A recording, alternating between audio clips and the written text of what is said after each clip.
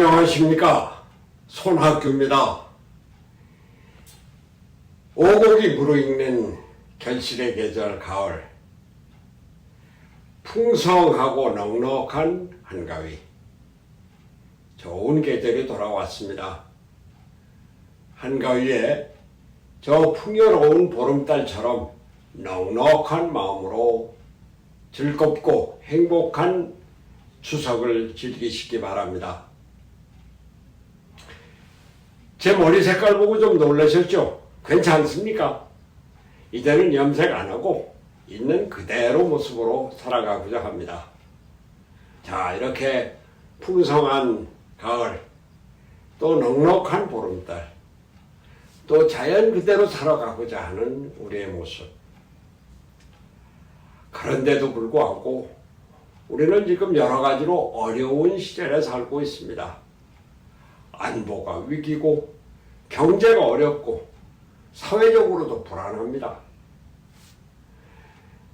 북한의 김정은 위원장이 얼마 전 러시아를 방문해서 우주기지를 방문하고 최정예 전투기를 직접 올라타서 점검을 하고 또 해군 함정에 가서 타서 북한이 러시아에게 탄약 등 무기를 대주고 러시아는 북한에게 최첨단 기술을 제공하는 무기 거래가 이루어지고 있습니다. 이제 곧 푸틴 대통령이 북한을 방문할 것이라고 합니다. 북한과 러시아가 군사를 비롯해서 아주 협조 체제를 공고히 하고 있습니다. 우리 대한민국은 미국과 한미 동맹을 더욱 강화해서 지난 8월 18일에는 캠프 데이비드 미국 대통령 별장에서 한국, 미국, 일본의 정상들이 모여서 회담을 하고 이제 한미일 공조 체제가 확고하게 정립됐습니다. 바야흐로 동북아시아에서 아니 전 세계적으로 신냉전 체제가 굳혀져 가고 있습니다. 이러한 안보 위기에 대응해서 윤석열 정부는 확고한 안보 태세를 굳혀가고 엊그저께는 국군의 날을 맞이해서 열병식 그리고 신무기를 공개했습니다. 우리 국민들은 안보 위기에 불안에 떨지 않고 아주 당당하게 대처해 나갈 능력을 갖고 있습니다. 그럼에도 불구하고 언제 전쟁이 터질지 모르는 불안한 상태가 계속되고 있고 우리는 여기에 아주 확고한 자세로 대응을 해야 합니다. 그런데 경제는 어떻습니까? 참 추석이 왔는데도 경제가 어렵지 않습니까?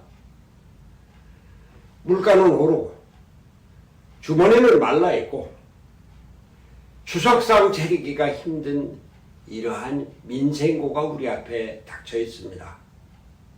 우리 경제가 구조적인 위기에 처해 있는 것입니다.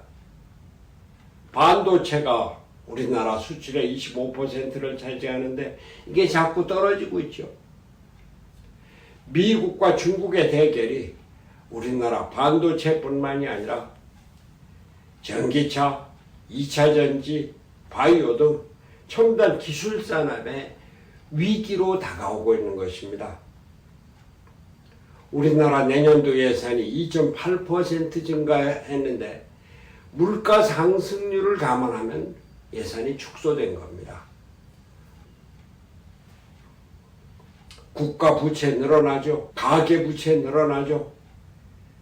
우리 세수가 작년에 비해서 33조가 줄어든 계획입니다. 이런 경제위기 우리가 정신 똑바로 차리고 대응하지 않으면 안 됩니다. 우리는 지난 60년 동안 IMF를 겪고 금융위기를 겪었지만 그래도 꾸준히 성장해 왔습니다. 이제 세계 10대 경제강국이 됐고 웅크타드에서는 우리나라를 공식적으로 선진국 반열에 올려놨습니다. 그런데 지금 여기서 계속 올라가서 G7, G5로 올라가느냐 아니면 난민처럼 추락하느냐 그 기로에 있는 겁니다. 정신 똑바로 차리지 않으면 안 됩니다. 이런 가운데 사회적으로는 얼마나 불안합니까? 묻지마 살인이 그냥 하루가 멀다고 일어나죠.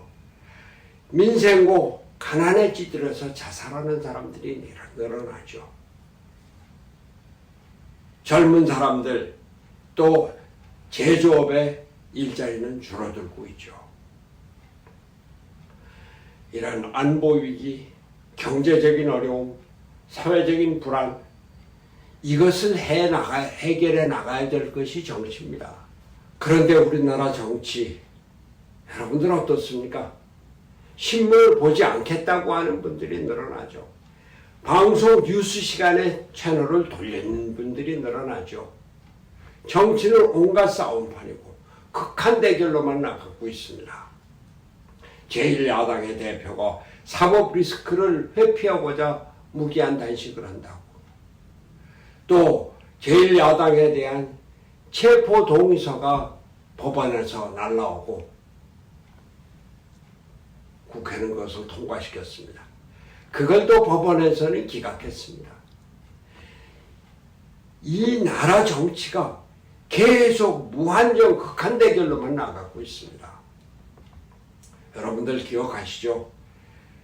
2018년 12월에 제가 우리나라 정치제도 개혁을 위해서 연동형 비례대표제를 위해서 무기한 단식에 들어갔고 다행히 그때 문희상 국회의장, 문재인 대통령이 연동형 비례대표제 지지하겠다 해서 제가 단식을 열흘 만에 끝냈고 여야는 연동형 비례대표제 선거 개혁을 위한 협상에 들어갔습니다. 그런데 그 뒤에 어떻게 됐습니까? 연동형 비례대표제 50%만 하겠다. 또 그나마도 47석 중에 30석에 대해서만 연동형 비례대표제를 적용하겠다. 완전히 막말로 걸레가 됐습니다. 참 안타깝죠. 그나마도 선거가 다가오니까 양당에서 비례위성정당을 만들었습니다. 완전히 참 연동형 비례대표제가 무효가 되다시피 했습니다. 그 결과 어떻습니까? 양당이 다 가져가서 극한 대결의 양당 정치는 더 심화됐습니다. 국민 여러분, 정치가 안보를 위기를 해소하고 경제 위기를 풀어나가는데 앞장서야 하는데 우리 정치는 그것을 더욱더 조장하는 극한 대결에 아주 시궁창이 되어 있습니다. 보십시오. 요즘 정치가 여의도 국회에서 이루어집니까? 아니잖아요. 그냥 극렬 지지자들의 팬덤 정치 그리고 SNS로 자기들은 이걸 소위 직접 민주주의라고 하는데 이게 어떻게 민주주의입니까? 우리나라 정치 바꿔야 합니다. 대통령제, 양당제에 의한 극한 대결 정치 이제는 끝내야 합니다. 대통령제 미국에서도 보시지 않습니까? 트럼프 대통령이 대통령 선거에 지고 나서 지지자들을 국회에 몰아넣어서 국회를 난장판으로 만든 그게 미국의 극한 정치입니다. 우리나라 정치 개혁이 필요하다. 연동형 비례대표제는 지켜줘야 된다. 좀 더 발전시켜야 된다. 이러한 주장을 지난 9월 19일 중앙일보 기고를 통해서 밝혔습니다. 별도의 콘텐츠를 통해서 읽어드리겠습니다만 우리 국민 여러분들도 우리나라 이제 이러한 정치 끝내야 된다. 바꾸자. 이런데 적극 나서주시기를 간절히 소망합니다. 자, 가을 날씨 참 좋습니다. 하늘이 맑습니다. 들판에는 오곡이 무르익습니다. 이렇게 고개를 숙이는 별을 바라보면서 우리도 이렇게 풍성한 가을, 대한민국 국민 모두가 풍성한 한가위를 보냈으면 좋겠습니다. 부디 한가위처럼 넉넉한 마음으로 건강하시고 행복하시기 바랍니다. 감사합니다.